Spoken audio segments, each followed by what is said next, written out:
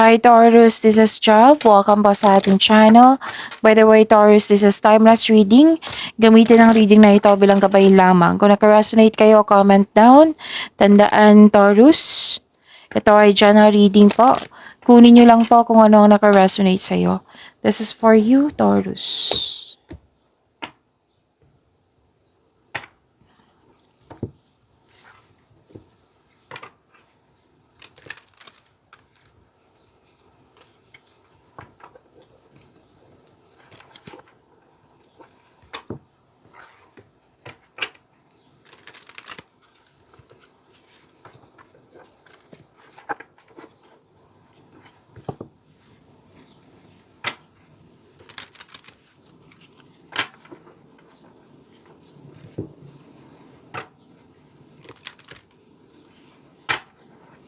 Para po ito sa iyo, Taurus.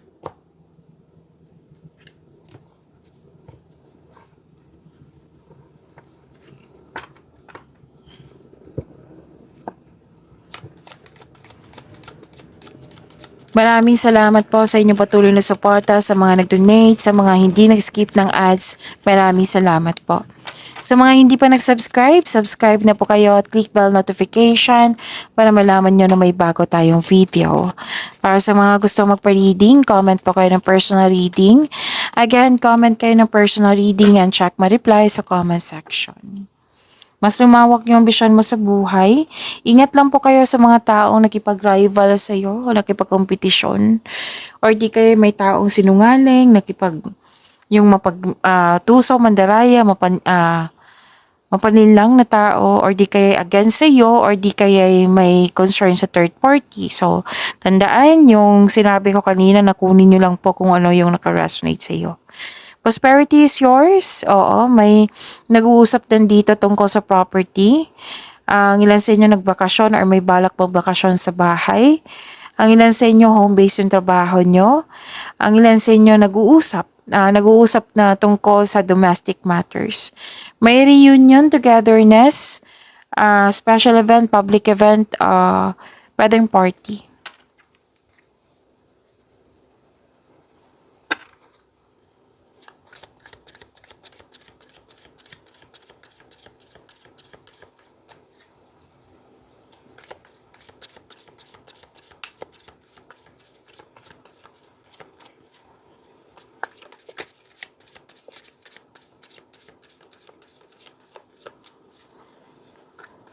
Energy po ni Taurus.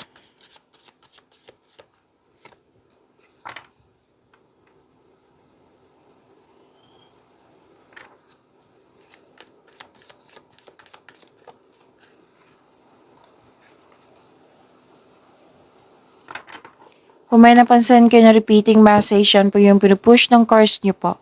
Like for example, nanood kayo sa inyong monthly Gabay Tarot reading, weekly Gabay Tarot reading, first half of the month of September at dito din.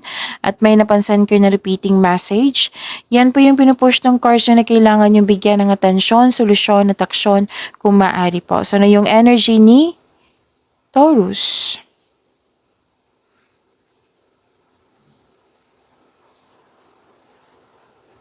This is fulfillment sa pangarap, granted yung manifestation mo. And this is also a togetherness celebration meeting. Oo, na nag-clarify siya dito. Celebration to na pwedeng may ganap na collaboration, pwedeng may outing, pwedeng plano pa ito or naganap na. So this celebration, this togetherness, this is also means a stress reliever. Okay?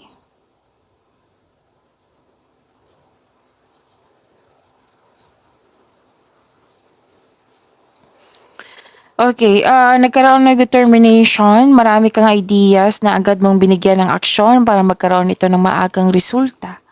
May magaganap na importanteng pag-uusap or confrontation sa isang tao. Ang advice ng card nyo dito na magtiwala kayo sa inyong intuition kasi ito yung magagabay sa iyo patungo sa susunod na hakbang ng pagkilos. Ang ilan sa inyo napansin din nila na may improvement sa iyong communication skills.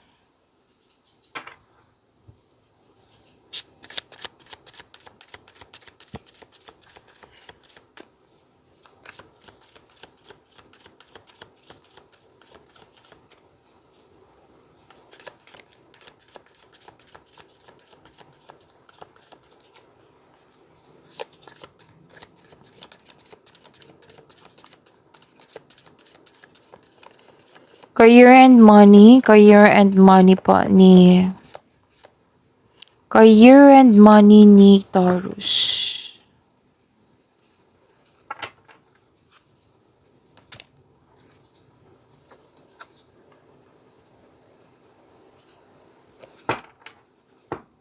Sa career and money niyo po, you felt trapped. Nagkaroon ng restriction. Pwede din ah, may nangyari na hindi mo nagustuhan. Oo, pwedeng nagtrabaho ka dyan na hindi mo gusto or nawalan ka ng pag-asa or di kaya ay may inoffer sa iyo na pinag-isipan mo ng mabuti kasi ayaw mo magkaroon siya ng negative outcome. Gusto mo best decision. Or pwede din natatakot kang lumabas sa comfort zone mo para mag-level up. So if you're serious about your growth, then you have to step out from your comfort zone. And kung nahihirapan ka, this card tells you na humingi kayo ng guide kay God para mapalaya mo yung sarili mo sa takot na nararamdaman mo.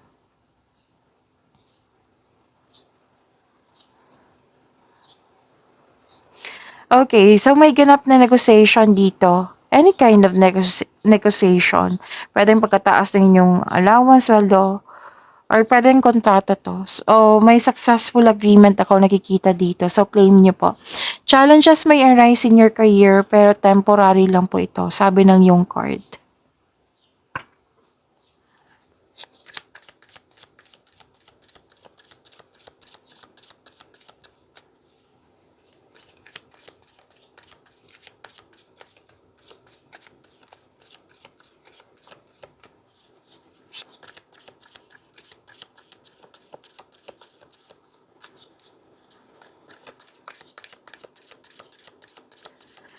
Love life, self-love, partnership, and romance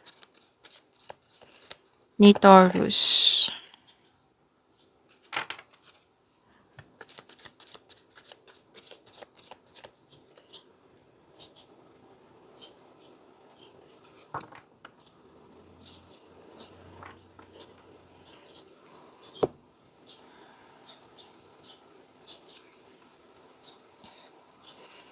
Nakikita ko dito,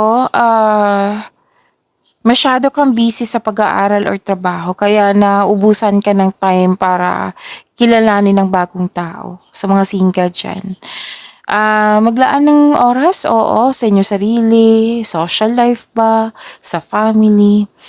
Naunawaan ko naman dito kasi ang ilan sa inyo, breadwinner, kaya naubusan kayo ng time. Pwede din sa mga marelasyon sa buhay mag-asawa na isa sa inyo nagbibigay ng pressure, relying on you for emotional and financial support. So, kailangan mag-usap nito.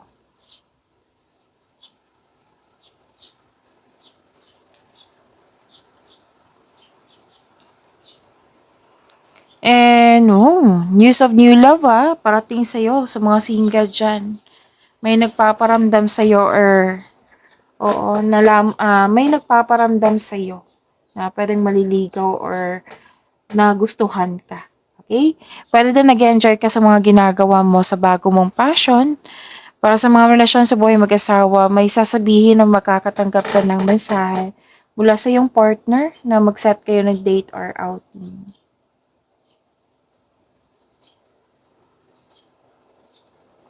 Okay. May naalala kayo dito. Pwedeng loss of connection to. Single ka man, may relasyon sa buhay mag-asawa. May naalala kayo. Okay, na pwedeng nalungkot kayo, na naalala nyo to. Oo, kasi loss of connection eh.